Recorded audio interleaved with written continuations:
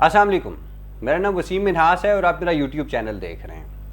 آج ہم بات کریں گے فائنینشیل ایکشن ٹاسک فورس کے حوالے سے، جسے ہم FATF کے نام سے بھی جانتے ہیں۔ FATF ایک انٹر گورنمنٹل آرگنائزیشن ہے جو 1989 میں G7 کنٹریز نے مل کر بنائی۔ اس وقت اس ادارے کو بنانے کا بنیادی مقصد دنیا کی اکانومیز اور فائنینشیل سسٹم کو ریگولیٹ کرنا اور منی لانڈرنگ کی روک تھام تھا۔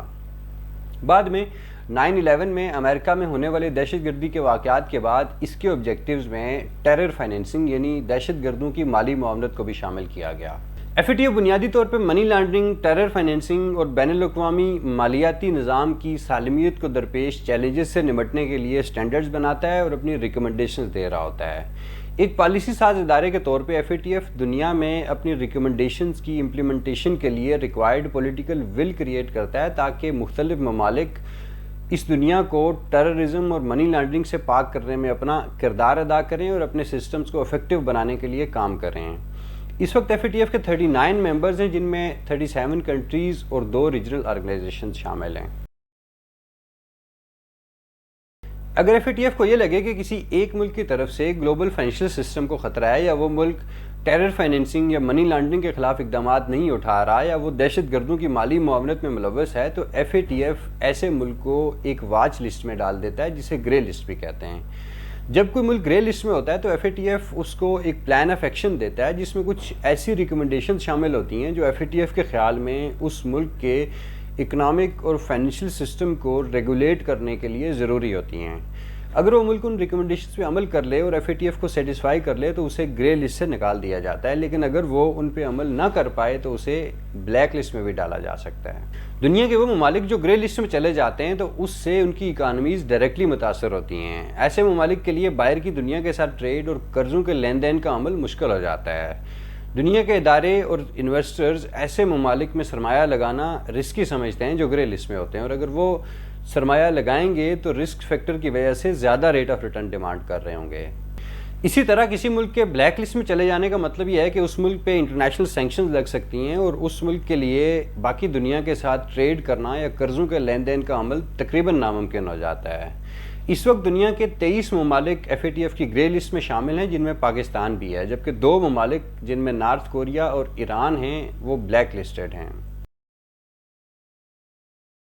FATF نے پاکستان کو جون 2018 میں اپنی گرے لسٹ میں شامل کیا تھا اور ایک پلان آف ایکشن دیا تھا جس پہ عمل کرنے کے بعد پاکستان کو گرے لسٹ سے نکال دیا جانا تھا۔ پاکستان بنیادی طور پہ ایک چھوٹی اور ویک اکانومی ہے اور اپنی فائنینسنگ نیڈز پوری کرنے کے لیے پاکستان مختلف دنیا کے دوست ممالک پہ اور فائنینشیل انسٹیٹیوشنز کی طرف سے ملنے والے قرضوں یا ایڈز پہ ریلائی کر رہا ہوتا ہے، اور اگر FATF پاکستان کو گرے لسٹ میں رکھتا ہے تو مختلف مالیاتی ادارے جیسا کہ IMF ہے یا ورلڈ بینک ہے یا ایشین ڈیولپمنٹ بینک ہے، وہ مستقبل میں پاکستان کو قرضہ دینے سے پہلے زیادہ اسکروٹنی کر رہے ہوں گے اور زیادہ اسٹرکٹ کنڈیشنز امپوز کر سکتے ہیں، جس سے پاکستان کی اکانومی متاثر ہوگی۔ پھر اسی طرح جو پرائیویٹ سیکٹر کی انویسٹمنٹس ہیں وہ بھی اس سے افیکٹ ہو سکتی ہیں۔ انیشلی پاکستان کو جون 2018 میں 27 پوائنٹس ایجنڈا دیا گیا تھا کمپلائنس کے لیے، جن پہ اکتوبر 2019 میں ریویو ہونا تھا۔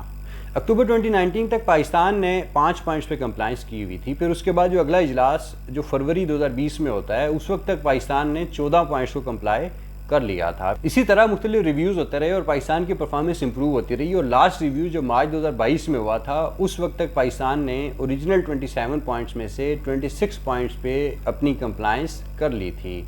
پاکستان کو فردر 7 ریکمنڈیشنز پہ کمپلائنس کے لیے کہا گیا تھا اور پاکستان نے ان میں سے بھی 6 پہ کمپلائنس کر لی تھی، اور یہ بہت بڑی اچیومنٹ ہے، اور FATF نے اپنے سارے ریویوز کے دوران پاکستان کی پرفارمنس کو اپریشیٹ کیا ہے، اور منی لانڈرنگ یا ٹیرر فائنینسنگ کو کاؤنٹر کرنے کے لیے پاکستان نے جو سٹیپس اٹھائے ہیں ان کو انکریج کیا ہے۔ لیکن حقیقت یہی ہے کہ اس کے باوجود پاکستان کو ابھی تک FATF نے اپنی گرے لسٹ میں مینٹین کیا ہوا ہے اور وائٹ لسٹ میں نہیں ڈالا۔ FATF کا جو اسٹیٹڈ ایجنڈا ہے وہ تو یہی ہے کہ FATF ایک گلوبل فائنینشیل واچ ڈاگ ہے، اور اس کے جو بھی ڈیسیژنز ہوتے ہیں گرے لسٹنگ یا بلیک لسٹنگ کے حوالے سے وہ پیورلی ٹیکنیکل بیسس پہ ہو رہے ہوتے ہیں، نہ کہ پولیٹیکل بیسس پہ۔ لیکن دنیا میں ہم نے دیکھا ہے کہ جو انٹرنیشنل پاورفل پلیئرز ہیں وہ FATF کو ایک پولیٹیکل انجینئرنگ کے ٹول کے طور پہ بھی یوز کر رہے ہوتے ہیں، اور وہ ممالک جو ان کے جیو پولیٹیکل یا اکنامک ایجنڈا کو سپورٹ نہیں کر رہے ہوتے، انہیں کنٹرول کرنے کے لیے جو ڈفرینٹ ٹولز ہیں ان کے پاس، ان میں سے ایک FATF بھی ہے۔ دنیا کے وہ سارے ممالک جو منی لانڈرنگ کی الٹیمیٹ بینیفیشریز ہیں اور جہاں ساری دنیا کی لانڈر کی ہوئی ویلتھ پارک ہو رہی ہوتی ہے، ایف اے ٹی ایف نے آج تک ان کے اگینسٹ کوئی ایکشن نہیں لیا، اور اگر کبھی ایکشن لیا بھی جاتا ہے تو انہی کنٹریز کے اگینسٹ کہ جو منی لانڈرنگ کی وجہ سے آلریڈی سفر کر رہے ہوتے ہیں۔ پاکستان نے ایف اے ٹی ایف کی ریکمنڈیشنز کی کمپلائنس کے لیے بہت زیادہ کام کیا اور اس کو ہمیشہ اپریشیٹ بھی کیا گیا ہے۔ آخری جو مارچ 2022 کا ریویو تھا اس میں یہ ایکسپیکٹڈ تھا کہ شاید پاکستان کو گرے لسٹ سے نکال دیا جائے گا، لیکن بدقسمتی سے ایسا نہیں ہو سکا۔ اب چونکہ پاکستان میں ایک ایسی گورنمنٹ موجود ہے جسے ویسٹرن بلاک کی اور ایف اے ٹی ایف کے جو کی ڈیسیژن میکنگ ممبرز ہیں ان کی سپورٹ حاصل ہے، تو اب ہم امید کر سکتے ہیں کہ آئندہ جون میں ہونے والے اجلاس میں پاکستان کو گرے لسٹ سے نکال دیا جائے گا۔ اب دیکھنا یہ ہے کہ جون 2022 میں پاکستان کے ساتھ ایف اے ٹی ایف کے فورم پہ کیا ہوتا ہے۔ میری آج کی یہ ویڈیو آپ کو کیسی لگی مجھے کمنٹ سیکشن میں ضرور بتائیے گا۔ آپ سے ملاقات ہوگی اپنی اگلی ویڈیو میں اسی چینل پہ۔ اپنا خیال رکھیے گا۔ اللہ حافظ۔